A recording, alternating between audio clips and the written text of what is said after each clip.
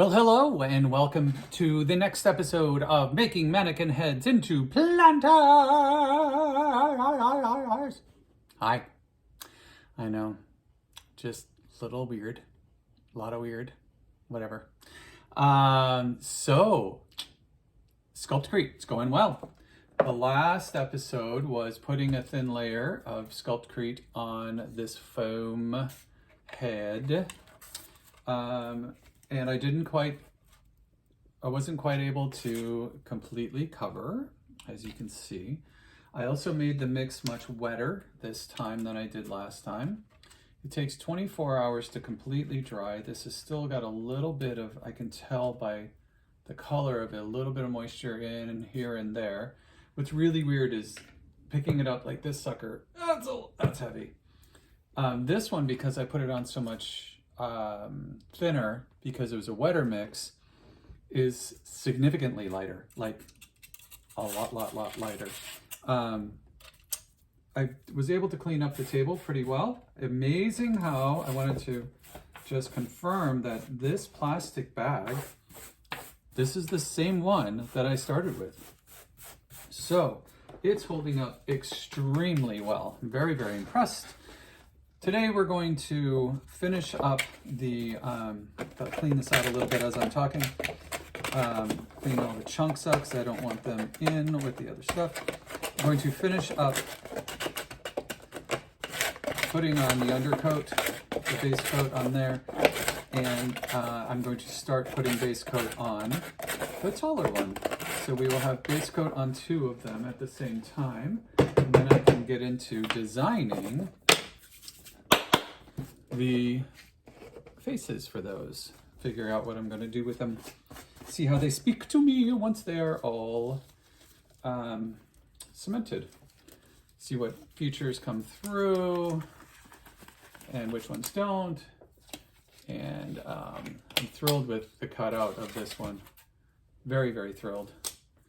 Now I want to make sure that in here my drainage hole doesn't get clogged. That one's good. This one's a little bit light. I'm going to take my drill bit. I know you're like, cement, drill bit. Well, it's very light cement. There's really not much to it. So that'll clean that out, make sure it's a nice clean hole for drainage. Do the same on this one. Well, that's an incredibly unpleasant sound. Great, that's good. All set there. And I want to put gloves on both hands. Last time, so I put the, I handled the SculptCrete with bare hands, just the dry part with both bare hands at first. And my hands were weird for the entire night, like super dried out, very chemically feeling. And I don't know if it was psychological or if it was real, but smelled very strange. The latex gloves make your fingers smell very weird in my book. Smell very, very latexy. But yeah, so it was a terrible like feeling on my hands. So I'm starting off from the very beginning with having gloves on. I suggest you do that as well. So we're gonna go 3 to 1 again. Here we go. We're gonna jump right in. 3 of the powder. Oh, I'm gonna have to get more. I'm getting down to the bottom of it. How exciting. There's 1. Put that right in here. Away from my face. 2. Now, if you're just joining the fun here, me throwing SculptCrete all over. What am I working in? What medium am I working in? I'm working in SculptCrete. SculptCrete works like clay, hardens like concrete. I know, I never get tired of doing the silly voice. There we go. That's actually too much. 3 equal parts. That's much better. 2, 3. So we go. Seal that back up.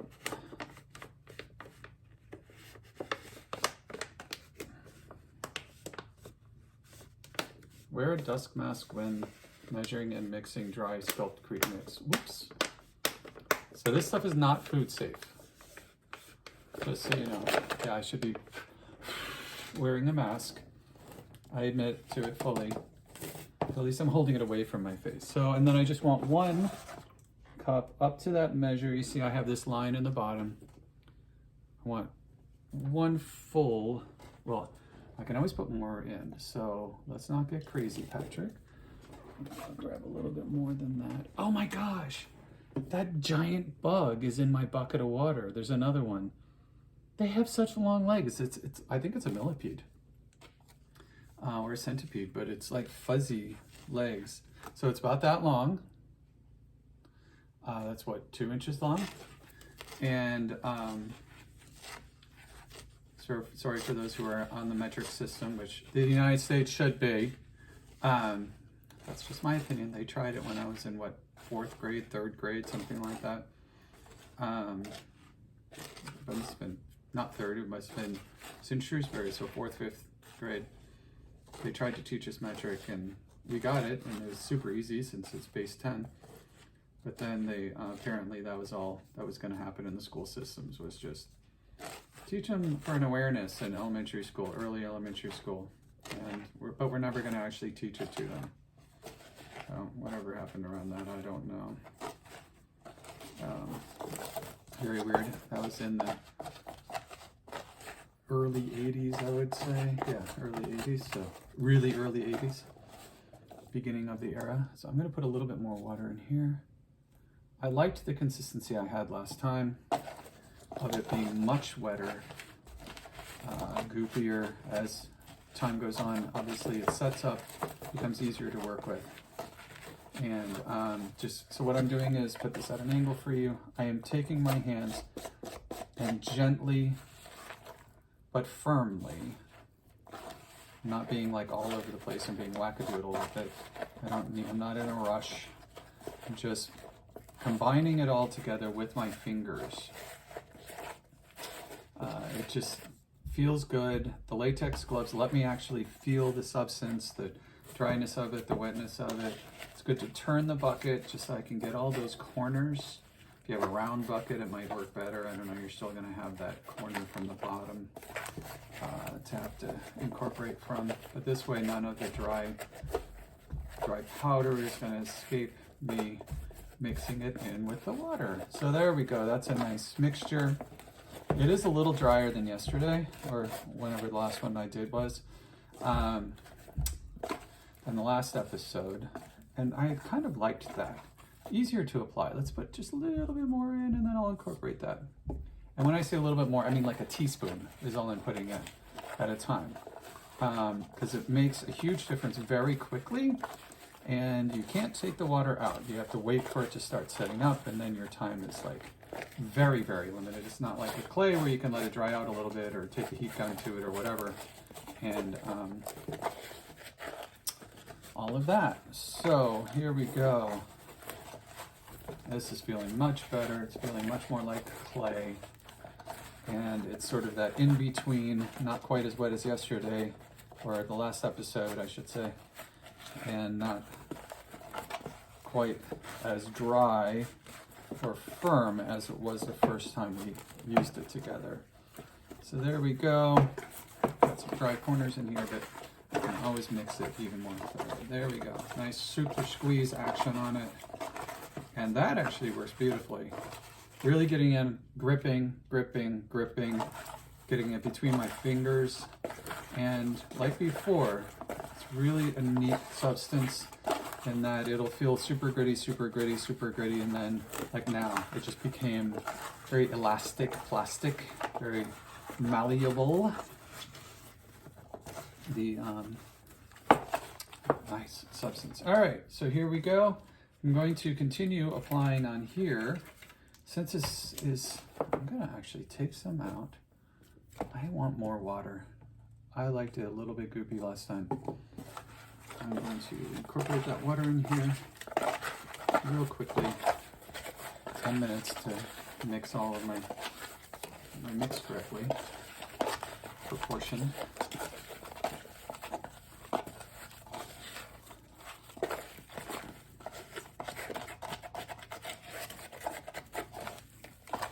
There we go, it's getting stickier, much better. A little teeny bit more.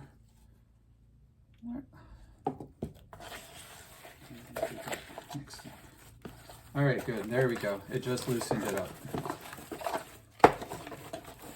There we go. That's what I want. Right there. Goopy, goopy, goopy. Get it fully mixed so it's not wet in some areas and dry in others, as much as I can without spending all day doing this. There. Yeah, goopy. So there it is. See how it's kind of goopy? Yep, that's good consistency. Now when I want to do the facial, facial stuff and really hand build with it, hand sculpt with it, I do want it to be firmer, drier, that means, than this, but this is that sort of slathering on application, and I just want good coverage, but what's nice with this is I can do a lighter, thinner coverage with it.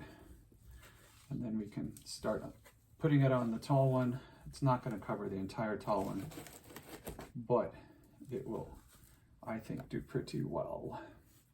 So this time around, I did not put any like all the way down onto the rim, but this time around I really do want to get it to stick. So pressure makes it really stick, or helps it really stick. And I'm going to get it to stick on the rim as well of this. See how there's sort of this rim around the bottom. Oh, Patrick, need to wet.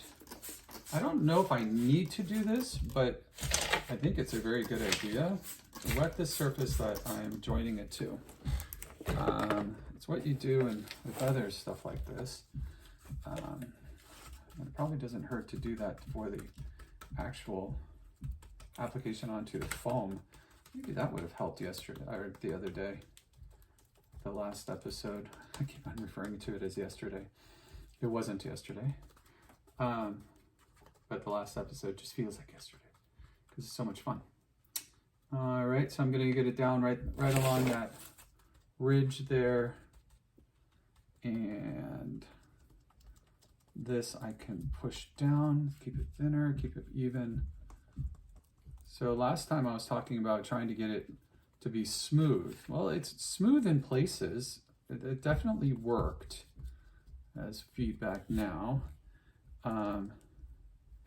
That it's smooth in places, but it's still pretty rough. So we found out last time, playing around with it, that sandpaper actually works beautifully on this stuff. Rougher sandpaper is a little bit better because it is cement, so you got to be a little bit more aggressive with the tooth of the sandpaper. But I think I was using 60 grit, I believe. And that seemed to be a nice grit. You can try out all different coarseness or smoothness of your sandpaper to see what effects you can get.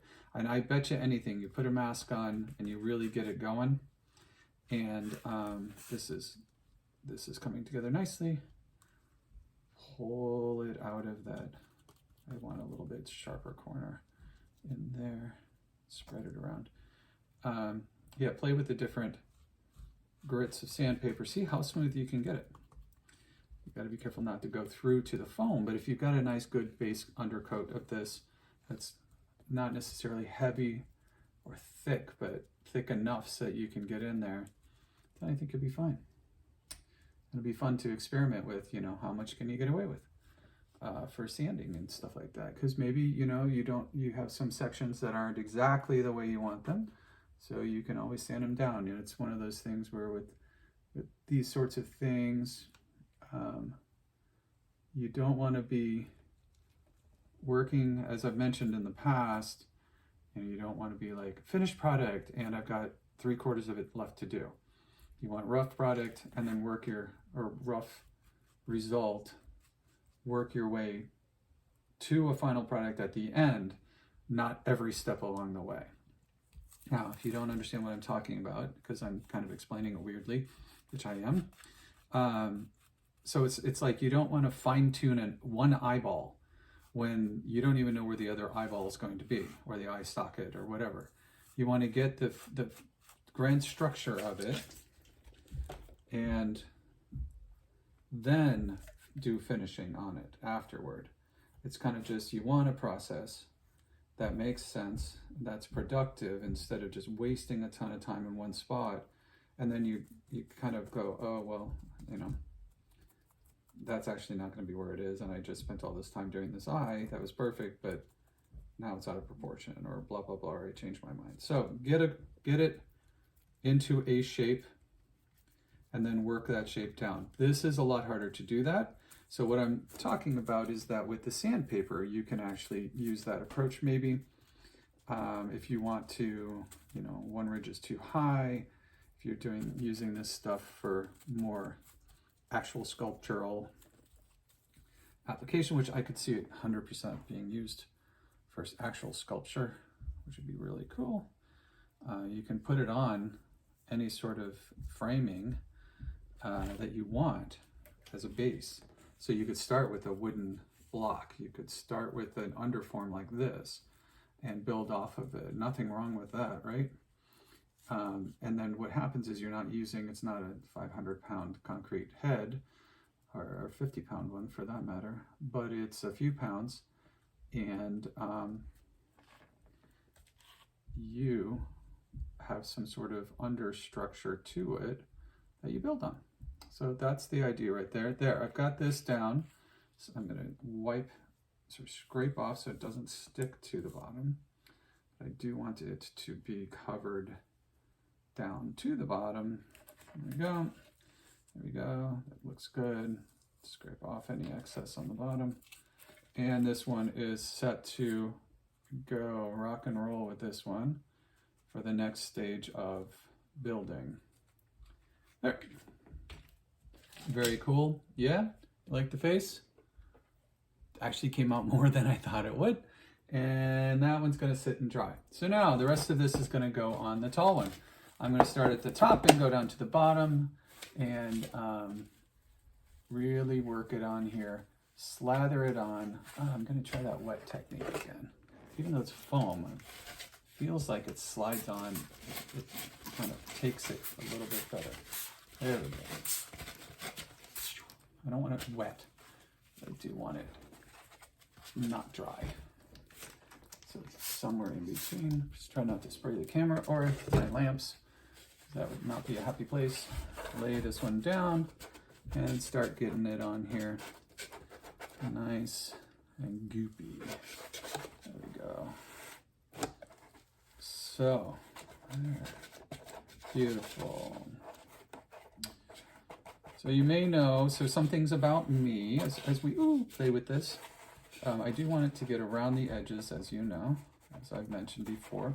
I do like going on the inside. Actually, I could do the inside of that head with the rest of this, but it doesn't seem like I need it. It felt solid enough so that it was kind of telling me that I didn't need to go too much. This one, however, I am going to put concrete all the way around that front edge and on the inside. I'm going to take this off for now and apply it on the inside. Woo! So make a snake with it and apply it. It's a little weird holding it up in the air. There we go. Stabilize it on the corner of my table so it's not floating out in the middle of air. I tend to do things like that at times where I'm like, why am I holding this up in the mid-air trying to do it? It's actually kind of funny. I remember when I was a kid, my grandfather, I don't remember what we were doing. I was putting my shoes on. He was one of those guys who had galoshes, who wore rubbers over his shoes. Yes, over his shoes. They called them rubbers. Boston people, right? All right, so he put these over his shoes, right? And we were putting on shoes together for some reason. That's kind of what you do with Grandpa, right? And awesome grandfather, sweet man to me. And we had a great relationship. It was wonderful. But he stopped in the middle of putting on his shoes and was watching me. And I'm standing there putting on shoes. And he's like, well, why don't you try sitting down? Because I'm like, fumbling around trying to put my shoes on midair. So the shoe was in midair and I'm putting my shoe on. He's looking at me like, what are you doing? And so he was like, why don't you try sitting down and putting them on? So I sat down and continued to have and I still do this to this day, picked up my shoe midair, putting it on my foot, and he says, "That is a very strange way of putting on your shoes." He didn't say it with any malice. He was just kind of like, "Okay, this is weird. Why are you doing this way? That is like the hardest way to do it." And he proceeded to put on his shoe and show me that, oh, if you put the shoe on the ground, I don't know where I got, you just figure stuff out as a kid by yourself. You put the shoe on the ground and then put your foot in the shoe. It's just one of those funny things that I remember so vividly, because the way he looked at me was kind of like, oh, well, that's weird. And he actually, took the time to go, "Why are you doing it that way? Why don't you try it this way?" And I went, "Oh, well, that's a lot easier." And, it didn't say that, obviously, but that's what went through my mind of, oh, that's pretty clever. I didn't think of that. But anyway, so I think of that actually periodically. I thought of it the other day when I was putting on my shoes, and I was holding the damn shoe up in the air and trying to hook it onto my foot. And I was like, oh my God, just put it on the floor, bend over and put your foot in it. It's not rocket science, Patrick. What are you doing? Why are you making it so much harder? It's just, and then I had the recollection of Grandpa with our little moment that we had with him going, "What are you doing?" And I sort of had to giggle. But I could totally see that, me with doing that with the nephews going, "Why are you doing it that way?" But it's so much fun to be around Grandpa. He was very, very, very good to me. Sweet, sweet, sweet. Loved being around him. We spent a lot of time together and just hanging out together and doing stuff and listening to music together. And when I would go over and visit, he'd take me everywhere with me because, why else was I there except to be able to spend time with him? But I would go everywhere with him. And so he would go to his salons, and sometimes I would go in, get a free haircut, and then other times I would just hang out in the car with the dog, because he had, when we were older, he had Shadow, who was his shadow. And go. Very, very good. It's coming along nicely. But anyway, so don't hold your projects in the air. Try to put stuff on them. But he always got the most amazing Christmas gifts for me. Holiday season was super fun because, Grandma and Grandpa, when we were here in the East Coast, and a few times when we were in the Midwest, came over. Always, came over and spent time with us, which was awesome. And their trunk would be filled with gifts. Oh my God. And somehow magically, and I think we went through the catalogs and did that thing, where you circle the stuff that you want. And of course, this is the 80s. So this was Star Wars heaven, right? Like hardcore Star Wars figures and all of that. And he always got me, if I marked it, he would get me anything that I wanted. And it was always like magic. I was like, oh my God, Christmas is the best, because I get these toys from, and Mom and Dad got me awesome stuff too. I do remember that very vividly. They got awesome gifts. Socks and shoes, and not shoes, but socks and things like that a kid goes, oh, thanks, but then later on you're like, oh, thank goodness I have this. And really nice stuff. They have really good taste, but Grandpa always got always bought me I'm the only boy, so he got me the really fun, crazy stuff, like my computer. I had one of those, what was it?